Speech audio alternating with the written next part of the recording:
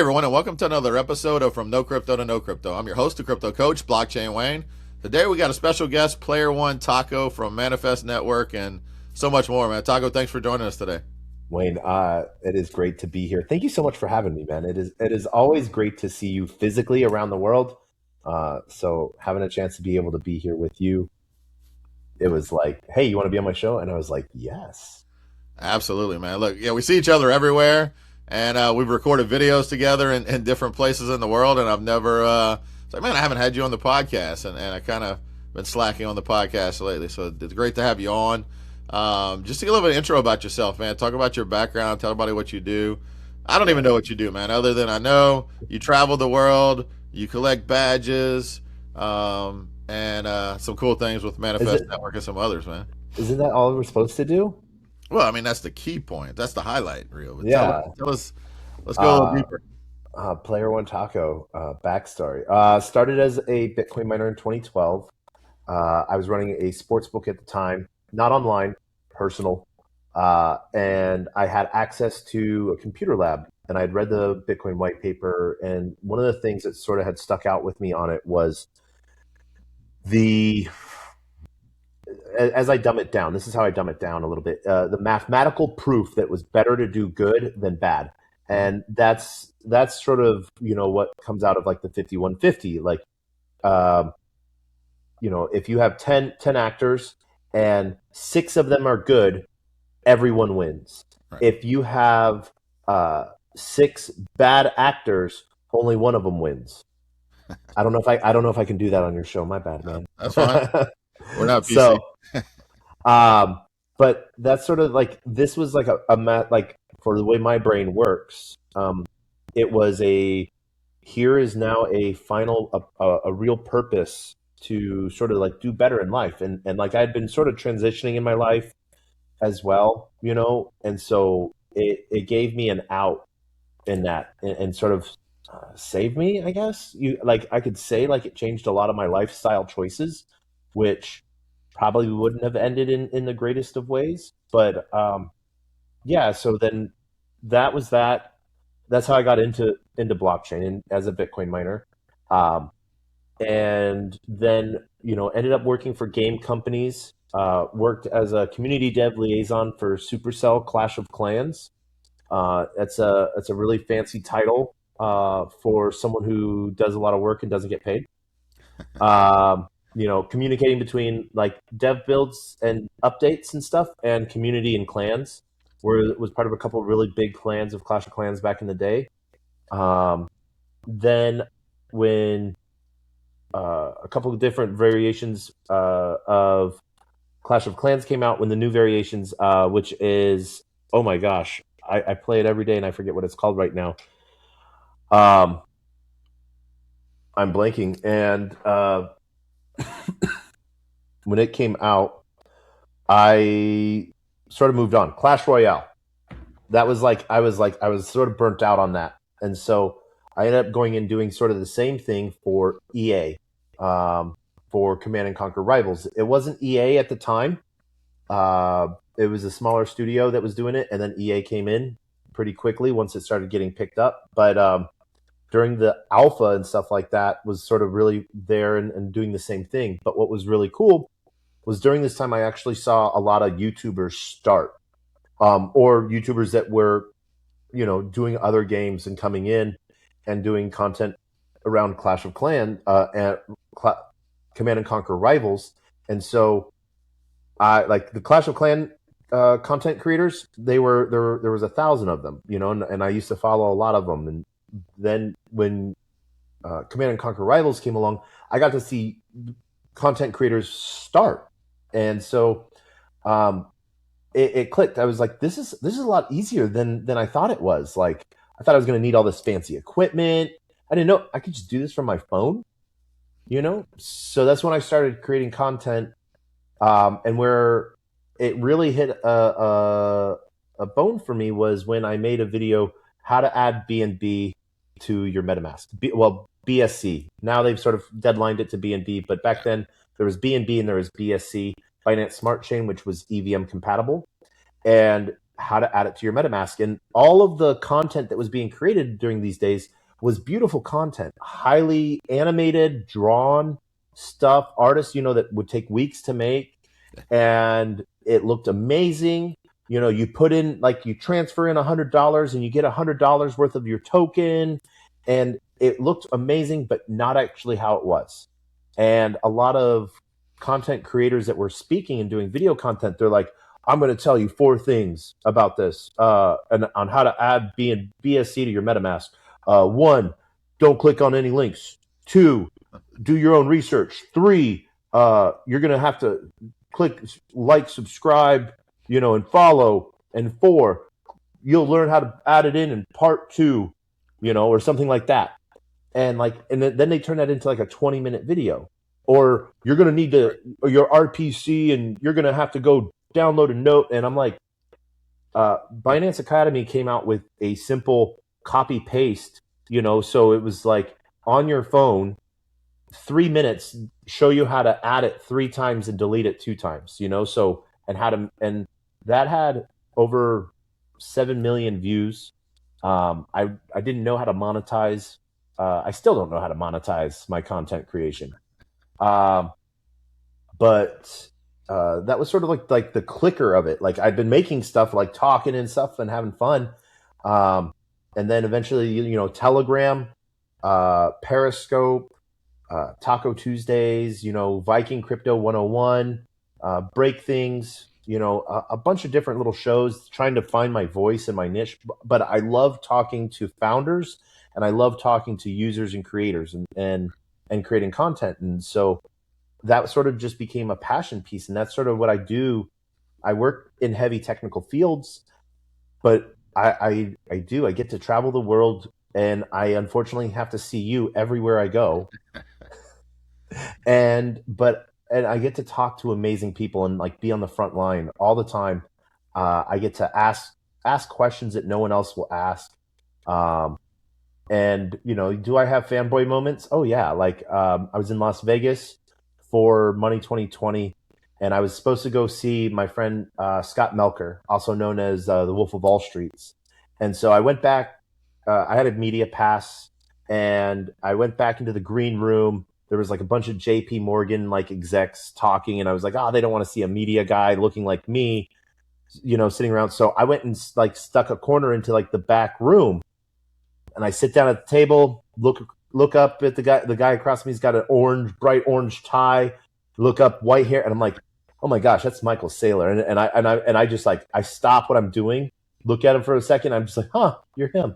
And then I just I go back into my phone, and I'm so focused on trying to look normal that I'm actually not doing anything I'm not even like looking at message. I'm just waiting and like trying to like not do or say anything stupid. And then Scott messages me, says where he is. So I got to get up and go. And when I finally stand up, I'm just like, Mr. Saylor, thank you for what you do. And, and he's like, oh, well, it stands up and shakes my hand, starts talking to me. And like a schoolboy, I run off like, hee. But like, back before CZ was, prison break CZ, like having, talked with him, Vitalik's mom, Charles Hoskin, Gavin, Polkadot, all of these different ecosystem like people that I've gotten to sit in rooms with, sit and talk to, and it's just, and then I get to talk to like the builders that are just learning about blockchain the first time. Their friend dragged them in, and they're like, you look like you've been here forever, and I'm like, yes, thank you for saying I look old. An old DGen. Yeah, I think people don't realize how small the industry still really is. That you take advantage of some of the big names you hear about in industry. You can get access to them. It's not relatively hard right now, whereas it will be in the near future. Some of them are harder, like Sergey Nazarov, Chainlink. He knows me. He sees me. He'll step out of his way to like shake my hand, say hi. I know his entire security team knows me. considers me a good guy. I'm not a threat. Um, so they don't like keep me distant or anything like that. But like getting him for like an interview, it's like a 4-month process, you know. The hardest person, Justin Sun, from Tron. But me and him text on Signal, but like actually like getting like an actual real interview with him, no, not gonna happen. So, yeah, You're gonna have to ask to maybe moderate the next one. They just roasted him at Token 2049 in Singapore, right? Yeah. they did do that. Yeah, he no matter what people might think about Justin, um, or Tron, the one thing I've never gotten like an icky feeling around him. That's the thing. Like, and so like he might do weird things and like things that people don't agree with, or like they might have been messed over in business with like Tron or one of like the companies he works for or owns.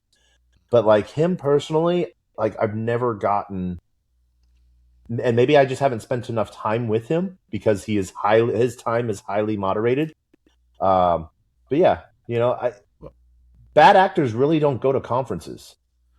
Right. I was about to say, and really bad actors in the space, they don't last the test of time. And you look at longevity. I mean, we're in a space where their shady stuff is going to be uncovered eventually, right? Just look at FTX, right? That eventually it came to light. The golden boy was exposed in terms of that. So Yeah, that's one thing about this industry. It'll expose people, over a period of time, some quicker than others. But yeah. yeah, I have to And agree. people come and they'll try to just do a quick extraction, and they might exceed.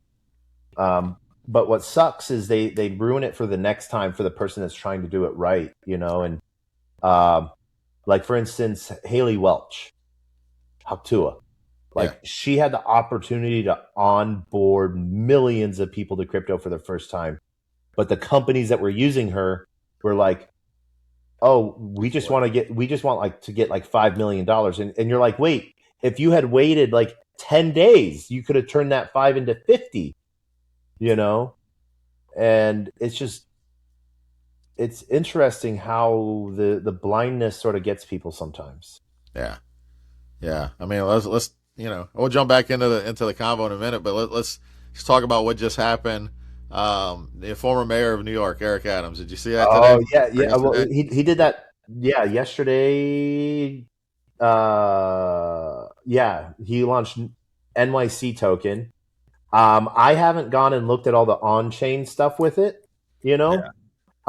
But like I did post a couple pictures of like the trend chart of the token. Like, Oh yeah. tell me you have a bad market maker without saying you have a bad market maker. Um, I got into the token providing liquidity, so I'm collecting fees. I got in at 9 cents. It's now at last I checked at 13 or 14 cents. So I'm not, Feel good. but like, it's interesting. I know Eric, uh, you know, and so it's an interesting thing. I didn't even get a call about it. I do some work creating content for the roundtable space for Mario Nafal's roundtable, more Yeah. degen channel. I help create content and curate content for that. I learned about it in there. Someone else had found it, and I was like, Libra all over again, Hayden Adams, but no, I don't know. I don't know who's involved, but like there was part of me, I'm like, damn it, Eric, why didn't you give me the call? You Right. know, uh, but I'm glad I didn't because I would have gotten in at the top, and then just be down. I got in after the dump, and that's just people getting in, bots and everything like that, and so um, it's an interesting take to see what they're doing. You know, so yeah.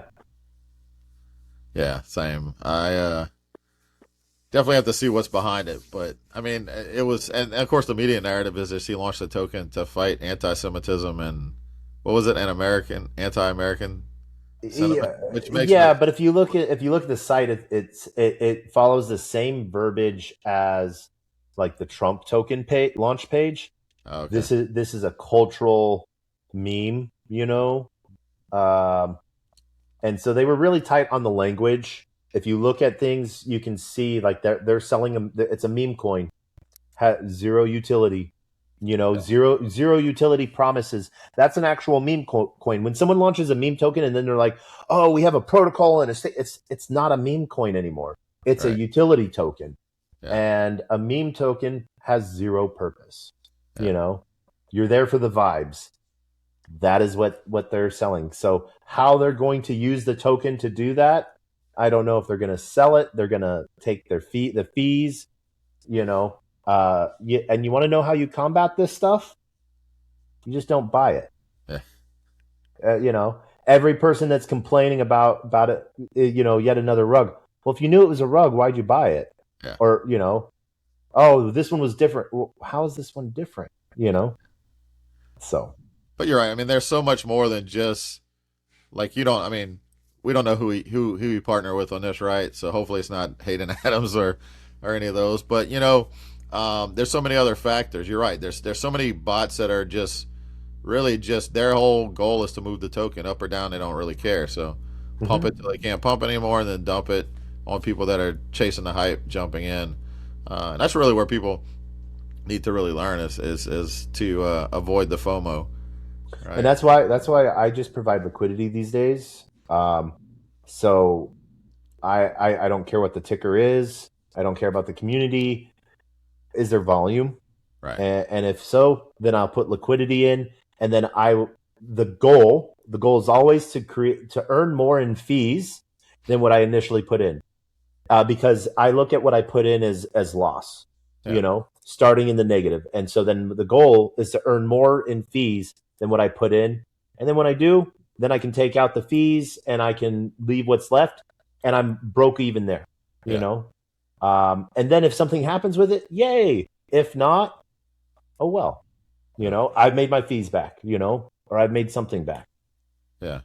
That's a good take. So many people just they don't understand how to swing trade and long time holders and some of those projects that get a lot of hype, they'll pump and dump, they'll ride it up and ride it back down. Um, Good take. I mean, you and I were talking before we started filming this about how you gave me some good advice in Dubai, and instead of selling a particular token that I needed to get some cash out of, utilizing it, and then now that token's gone up 3 times what it was when we first talked, and I still have access to. I didn't lose it by selling it. Yeah, and that's what's really cool about DeFi and uh, crypto native protocols is there's a lot of ways to utilize your assets and put your assets to work that aren't necessarily um, just buy, hold, and sell. And so there's a lot of tools that people don't understand. They don't take the time to understand because they think that it's above them. And I'm like, but you know how to hit a buy sell, Yeah, but so why not, stake, borrow, lend instead of a buy sell button? Why don't you borrow, lend, or lend borrow? yeah, Um, and so you can utilize the capital that you have without putting it fully at risk. yeah, definitely. I think more people need to realize that because I mean, look at comparing it to the CFI space. Coinbase doesn't care about the price of anything, right? They care about trading fees, right? How many people are buying and selling, and that's where the money's made. Price can go up, price can go down, but they're making money, both ways. So in DeFi, where you can provide liquidity or you can lend capital, then you can, earn a yield. And I think we got to get out of that mindset of just a retail buyer where we're consumers and more of, okay, how do I invest in the systems that are going to pay me recurring revenue? That's one thing I learned right before I got into crypto was just understanding residual income and how that works. And that's way more powerful. I mean, people, oh, I'm only making, say you're making a few dollars a day, like you were talking about earlier, right? Some staking, different staking of different tokens, you can earn a few dollars a day. Multiply it times 356, it's consistently, pumping out a return without having to Mm-hmm. sell an asset, liquidate an asset to it, and you have no exposure to any upside. Yeah, no, and there's amazing protocols out there that allow you to like be long on a position. And when I say that, I mean not talking options, but like believing in it, that it's, so you get to not lose your principal, but the yield that it's generating, you get to earn other tokens for and stuff like that, like Morpheus, Venice and stuff. And so you don't lose your initial capital. You just have to wait for the yield. Yeah, So you'll always have access to your initial, but you can earn off of it passively as well. definitely. Now we could do a whole episode just on that, but man, let's jump back into what you do. I know Manifest Network. So tell us about some of the projects you're involved in right now and what you guys are doing in the space. Yeah. So during the after 2018 and so 2017, um, I don't want to say came out of the basement, but went to my first conference in 2016. And first conference was really just a Bitcoin meetup, in a library basement, a bunch of miners, but there was a couple people there that saw me and heard me talking, and they're like, "Oh, you have a knack for explaining this and understanding this and front facing." And I was like, "Okay, cool." Um, and so got into some of the ICO stuff, some of the different protocols that were launching at that time, and then going and building a game company. So I have experience in gaming, obviously huge into the shit coins of BSC, the early days, and you know, tokens on Ethereum that just, promised the moon and went to nothing, different random chains that are now dinosaur dead. Like, who else has God woke chain on their Uh, MetaMask, you know, or, uh, BNB Kink chain. Yeah.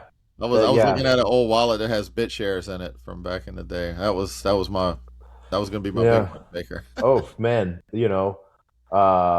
elephant money, like all of these random pieces, that just promised everything. Um, but then from gaming, I got to meet a lot of different protocols and stuff like that, and make a lot of connections. So I made an advisory firm at the same time because I could connect these people back and forth, Yeah, and advise on all right, well, you need to connect with this protocol, you need to build into this, you need to do this, um, talk to this person, not to this person, you know, helping navigate the space of everyone says that, blockchain is all about pseudo anonymity. We know a wallet address, we might not know the person behind it, all right. but we're still working on a personal level. And so there's, proving who you are is as simple as, a blockchain transaction. That wallet is mine. I can send I can send a test net transaction from that wallet to prove that I did it. Um, but one of the things that we see, LinkedIn is a huge. There's more people that are uh, graduating or from Harvard on LinkedIn right now than have ever graduated from Harvard in its entire history. Because there's not these verification methods that we have like we do in blockchain, Yeah, and so a lot of fake people are out there saying they're doing things, and it can be scary for new projects. So work real heavy with helping projects navigate as an advisor. Um, Worked a long time, worked in both payment processing, on ramping, off ramping with both Simplex for a while. And then when the director of business development, Ari Last, got headhunted when over to Banksa, Ari gave me a call. He's like, "You work at Banksa now." And I was like, "Okay." you know? Um, and so from there, it was some good times, working in these different types of infrastructure pieces. Then got to really involved in local communities. That's sort of a really great starting point for a lot of people.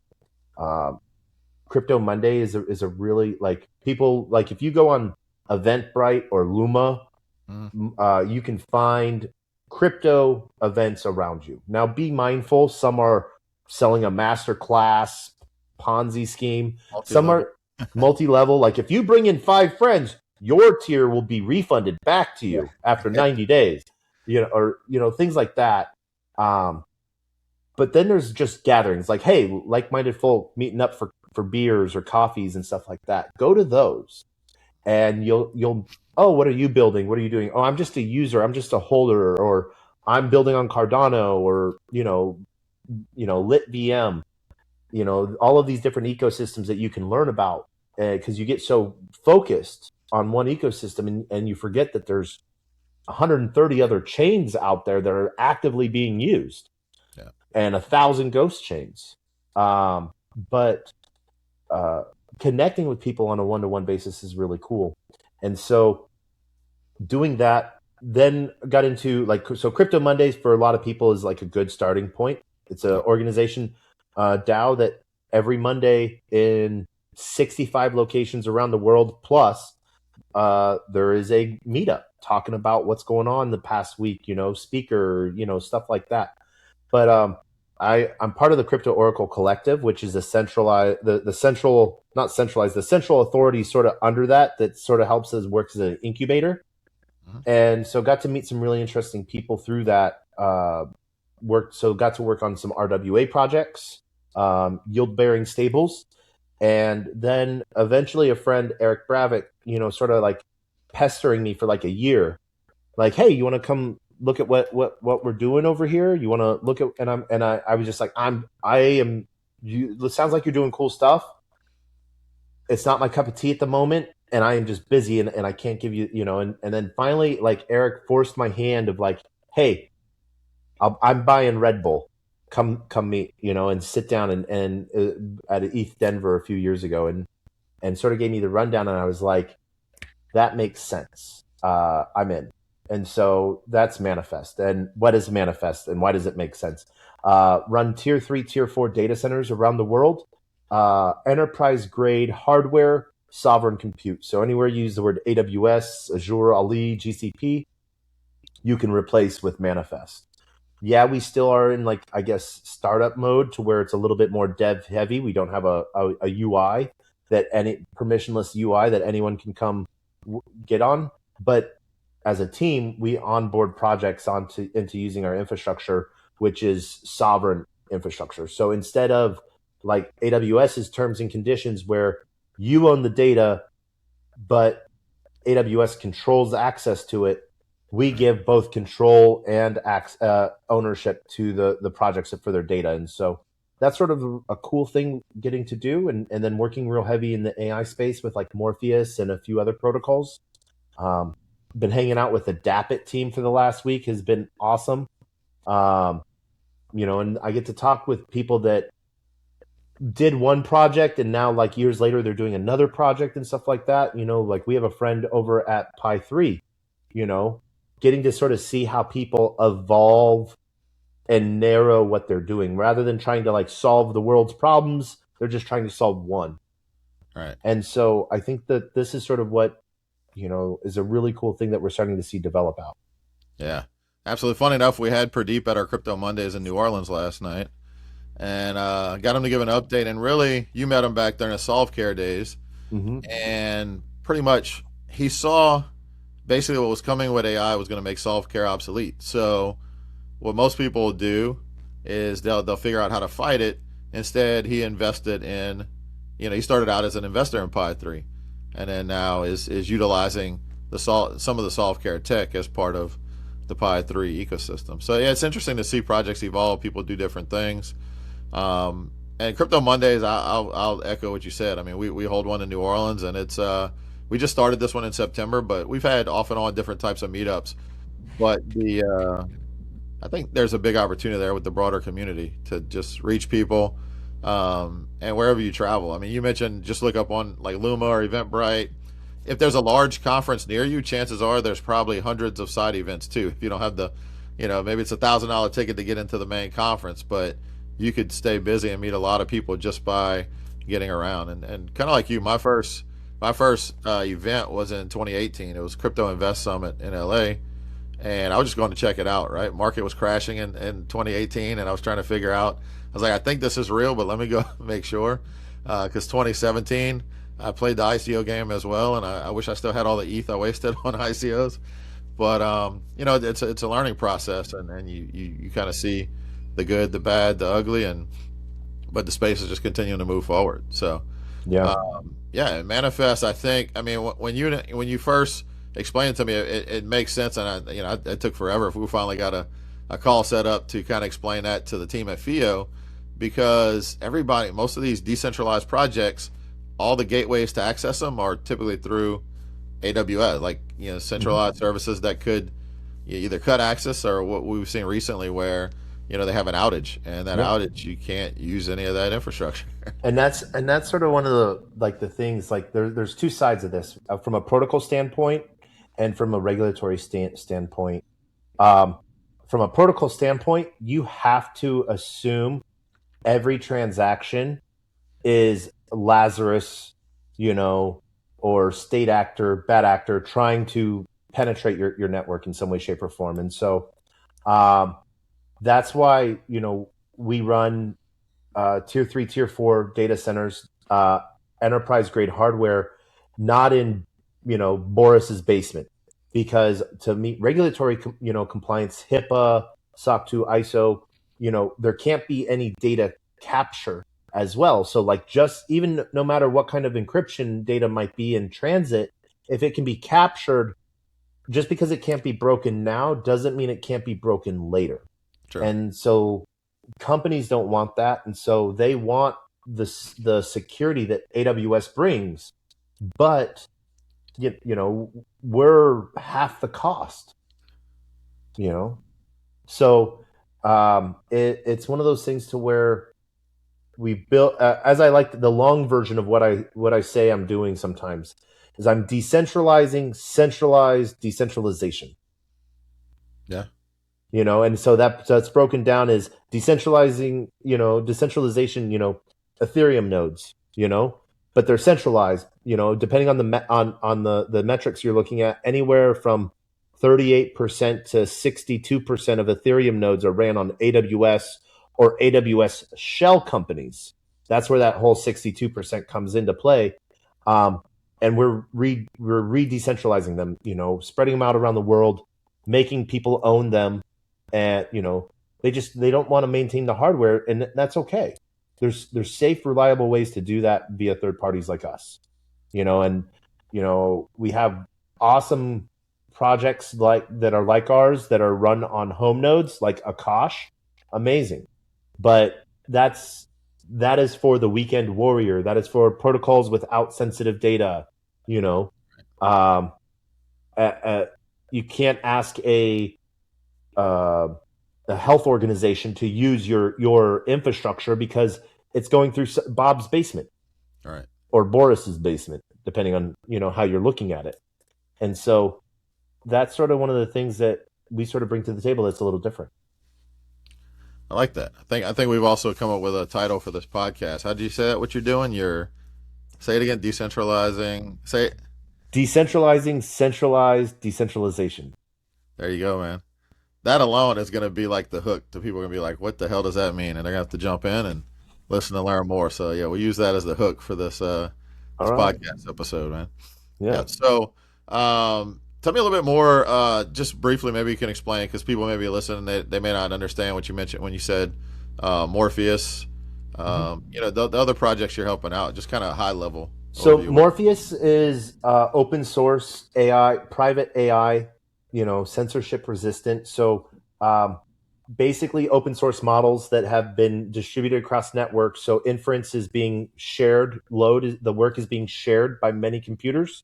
Uh-huh. Um, so it's costing 70% cheaper, and data isn't being stored on servers. It's being stored on your local device or your local host. And so it's your data.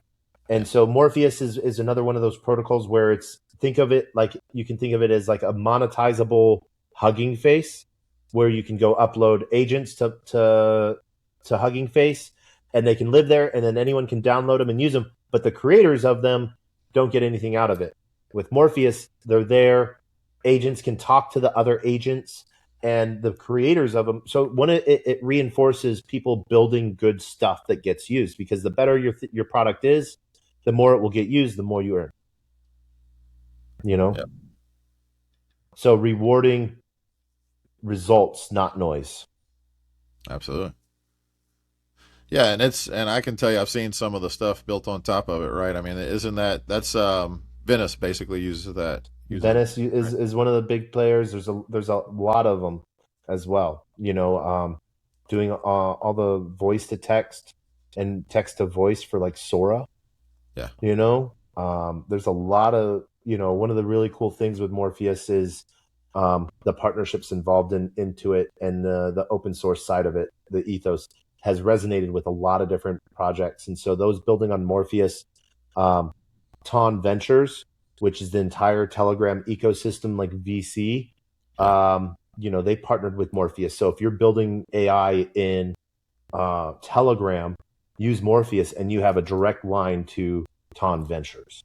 There's the, like you were saying earlier, there's these connections that you can't necessarily get, or they're really hard to get in the real world. Um, but in Web3, in blockchain, and in AI, you're still sitting next to like the guy that just like I was eating snacks with Ilya, in Abu Dhabi, the writer of the Transformer paper, that yeah. sort of revolutionized way people were using AI at the time. You know, these are things that you just randomly, and you're like, oh, I know Ilya, but I got to say, oh, and I got to meet his wife too. So like, yeah, like this is a family affair even, you know? Yeah, yeah, definitely. So let's talk about events for a second. I mean, it's definitely encouraging people to go to events, even if they don't work in the industry. That's my 2018 trip wasn't really just to go check it out. It was to see, all right, how do I break into this space? What do I do Mm-hmm. if I want to get into this space full time? Um, and I think it's safe to say, I don't know. You even have an idea how many conferences you've been to? Oh, oh man, I don't either. Yeah. a lot. Maybe over the last 3 years, over 200 conferences, 240 conferences and events. Wow. Um, yeah. Yeah. As far as where people can start, one, start local. Right. Um, and what's especially like if you're in Vegas and there's a blockchain conference there, there's sites for Vegas locals where Vegas locals are actually allocated free tickets. You know, if they're held at one of the casino conference centers and stuff like that, that's like a labor law, um, that they have to allocate, so many free tickets away and to locals. Um, the other side of it is like conferences that don't have costs, like ETH Denver, huge Right. ecosystem. 70,000 people descend from around the world, descend on Denver for like a week and a half, 2 weeks. And so there's 900 side events, but the main conference is free, Yep. you know? And yeah, like how, like we talk about like, oh, this is supposed to be for, we're going to onboard the next billion people. But like conference tickets cost like $5,000. Right. Flying there costs $2,000. Hotel costs $1,000. And I'm like, what average Joe has 8K they can go blow to come learn about this?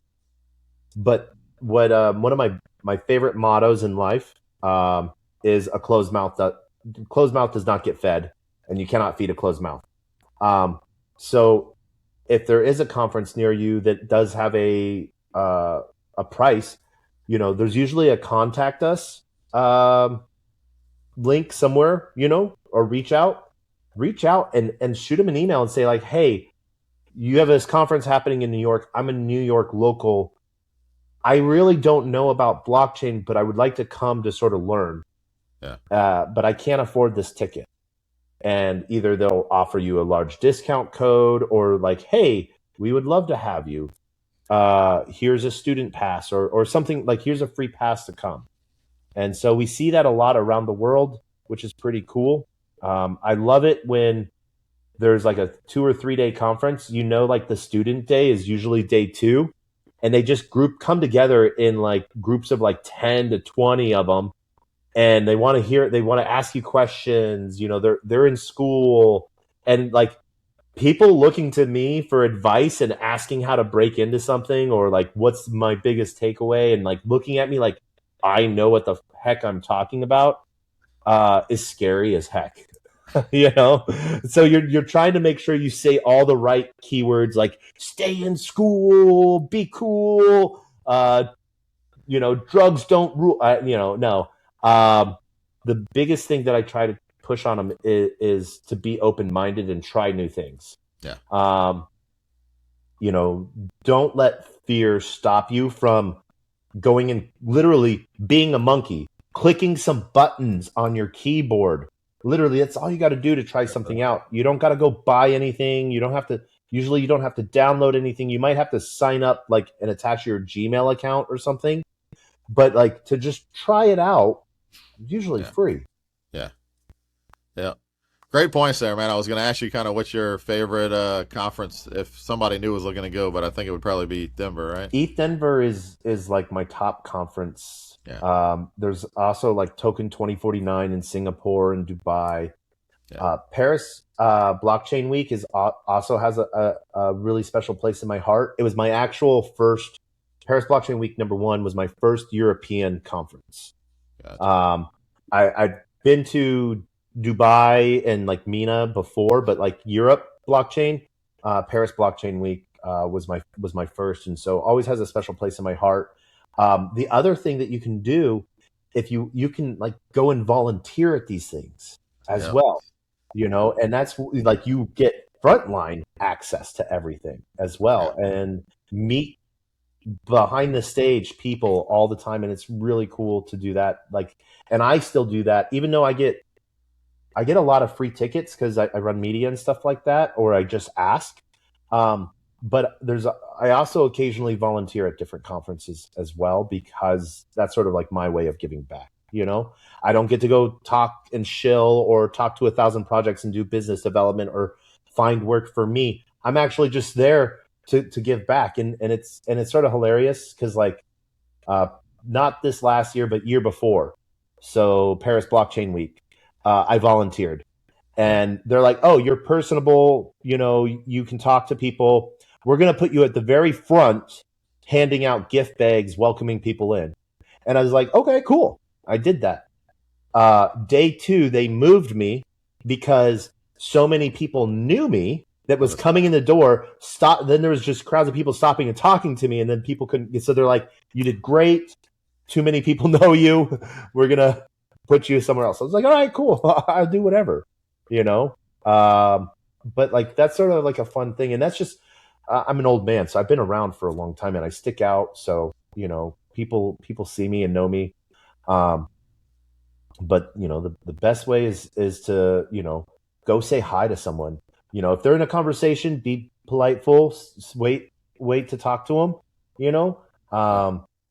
and then introduce yourself and just say hi. And even if like they don't know, they're hopping into the next conversation, just be like, hi, my name's Taco. I wanted to just introduce myself to you. I know you're busy, but I'll try to find you when you're not, and then go disappear until, and find your time.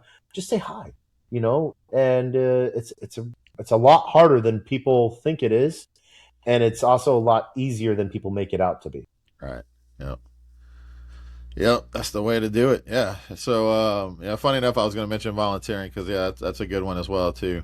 Some of these conferences do have high price tickets, and sometimes they don't even, they'll have you volunteer for a day, and then you got a ticket for a multi-day pass. Mm-hmm. So. Yeah, and the same thing with like the local events that you see around you. Be like, hey, like, do you need any door help? Even if there's not a ticket price, it's just like you can come around and be like, hey, can I help and support? And like, so if you're trying to find yourself in Web3, like what to do, most people almost everyone in some way, shape, or form starts in like a community role and like community builder, like because that's such an underrated role that people don't really understand how hard it can actually be to help an event happen or help focus a community around something, and so it's really sort of cool to see how that grows from that sort of thing. And then it gives people ideas of like, well, if they're building that, what happened if I did it this way? So. Yep. So what looking into 2026, man, what's your What are you looking forward to this year? What do you think we're going to see this year? Not price action, just kind of what do you Um, what am big I? narrative going to be? The narrative. Oh man, I don't even. I know what the narrative is going to be. I don't know if I want to tell you though. Top secret information. Huh? Pay cards. Pay cards Yep. Everyone's gonna have a debit card. that spends their crypto. Mm-hmm. That's it. That's so 2025 is stables. 2026 is off ramping via pay cards. You know, Okay. so there's a lot of opportunity there. I'm building something in that field as well, because I saw this. I saw this in the middle of last year. I was like, I saw what the institutions were gearing up for, Uh-huh. and I was paying attention to that, and I saw that, and I was like, how do I? And it took me half a year to figure out what I was going to do in that. So, Yeah. um, but also privacy and data ownership and AI, Yeah. is going to be a big narrative. We're going to see a little bit more. We're going to have a trencher season again, but we're just over 2 years into this 4 year cycle, so um, still room to grow. You Yeah. know, I'm Absolutely. excited. You Yeah. know, conference schedule is heating up. I've already missed a couple conferences this year that I wish I could have gone to. Um, Peer Summit in Utah, Davos, and the CFC. Um, and then there's Wall Street Bets in Florida. Um, but I think I'm going to Puerto Rico next week for an investor conference on blockchain, and then outside of the U.S., I think I start my January in Dubai for Satoshi Roundtable, followed by Riyadh for Global Blockchain Show, and then Hong Kong for Consensus, and then ETH Denver by February 19th. So it's like 5 conferences in the next 22 days. Yeah. I travel a bit. I think you definitely more traveled than me for sure. Yeah. But yeah, I'll definitely see you at ETH Denver. And anyone listening, yeah, check that out. If you can get to Denver, that's always a great conference. A lot of people to meet. Like you said, I mean, what you said, like around 900 side events on top of the main event, and the main event is free. You Mm-hmm. just have to go in and sign up for it on the ETH Denver website, and that's one that years ago, a small room with a few hundred people, and now it's you're right, 70,000 people come in. About 30,000 or so actually hit the conference. The rest, you know, pretty much navigate between the side events. So it's a great place to learn certain topics you want to look at. I think you nailed it on the narratives. The only other one I was thinking is that, which has kind of already been hot lately, is prediction markets. So I've been building something in that. I'm sad that I was so slow in that, but like for like the last 9 months, I've been building not a prediction market, but an opinion market. uh, Not not what the outcome's going to be, but what did people think of the outcome? all right. Okay. You know, so All right. yeah, I was I think thinking around like the on the AI side, like some kind of agent that can like monitor for those anomalies. Like right before poly markets, like right before Maduro was captured, somebody placed what was it, like a 30 or $50,000 bet. I mean, that's somebody I 30, had inside. 35K, but well, Brian Armstrong said it clear as day. Um, Markets need insiders to Yeah, move. right. You know, so if no one has inside information, if no one knows what's going to happen, then nothing happens. Yeah, But this is the thing: everyone thinks they're an insider. right. You know, so Yeah, but you see, I mean, like in crypto over the years, you've been able to follow once you identify certain wallets that belong to certain people, certain whales. You can kind of mimic that. I mean, the stock market, they I had the don't. Pelosi tracker forever. I don't. So the wallet tracker stuff, I don't do That's because yeah, a lot of people have learned how to like, spread it out. not just spread it out, but manipulate. Like they're like, oh, if I buy this token, everyone's gonna follow me and buy it, and then I'm gonna dump on them.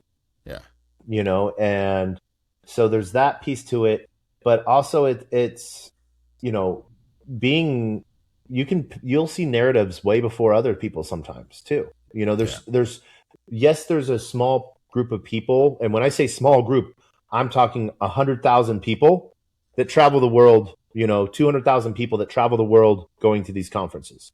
You know, but the people that are in crypto are millions, hundreds of millions of people, and building things that don't go to conferences. And like I learned about Faux, the day it launched by some random tweet, and I was like, look, and I was trying to figure out what it was, and I got into it, and this it's still going, a year and a half later, and I can't understand what they're building because it's in Chinese, but like I saw it and I looked at it and I was like, oh, why not?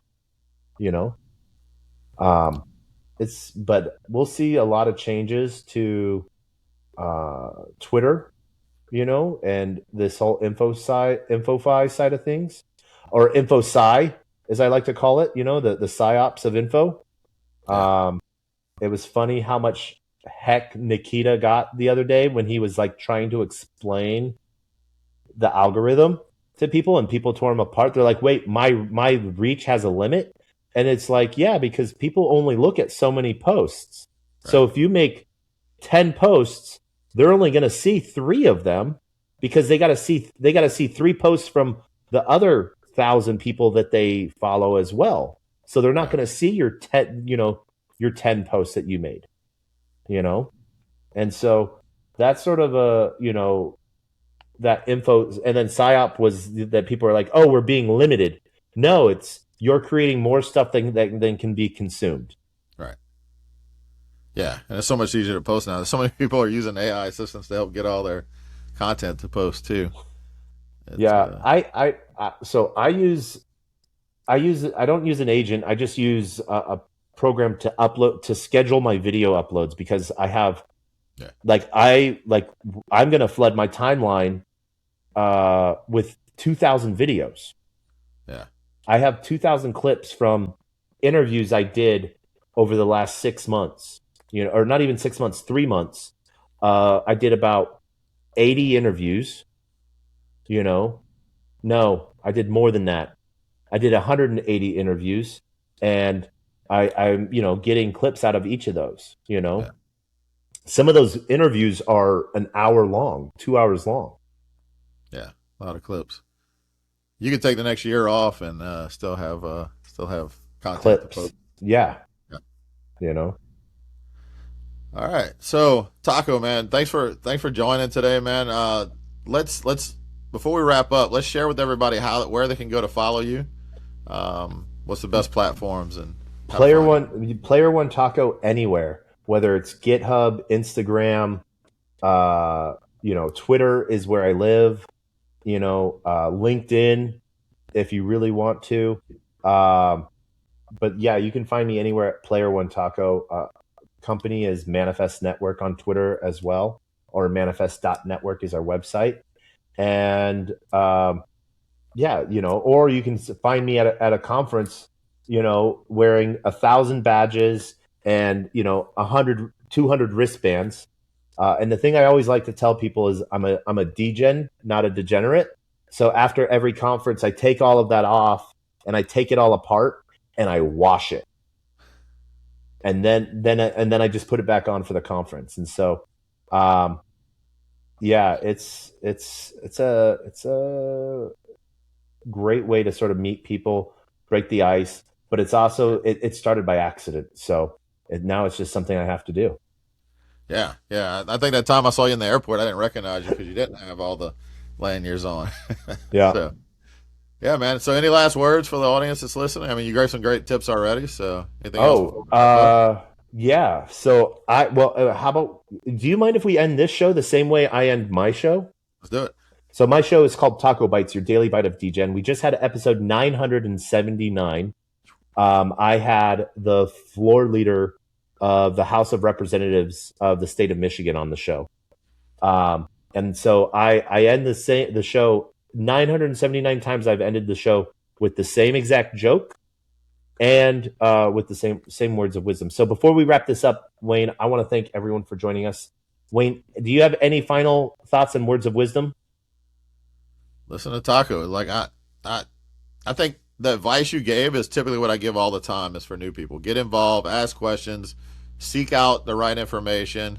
Also, how to avoid the bad information. If you go into YouTube and you got some YouTuber with a crazy thumbnail screaming about 100x, don't listen to those people. Go meet the people that are actually building Unless and unless knowledgeable. it's Alex Becker. True, true. He Yeah. can be a bit loud. Um, yeah, no, my words of wisdom are always the same. A closed mouth cannot be fed, and you cannot feed a closed mouth. Meaning, if no one knows you're looking for opportunity, opportunity can never come a knocking. If opportunity does come knocking and no one answers, it's going to keep on walking. With that, and this episode, with the greatest, worst knock knock joke on the face of the planet, Wayne, I need your help for this. Are you ready? Yep. Let's go. Knock knock. Who's there?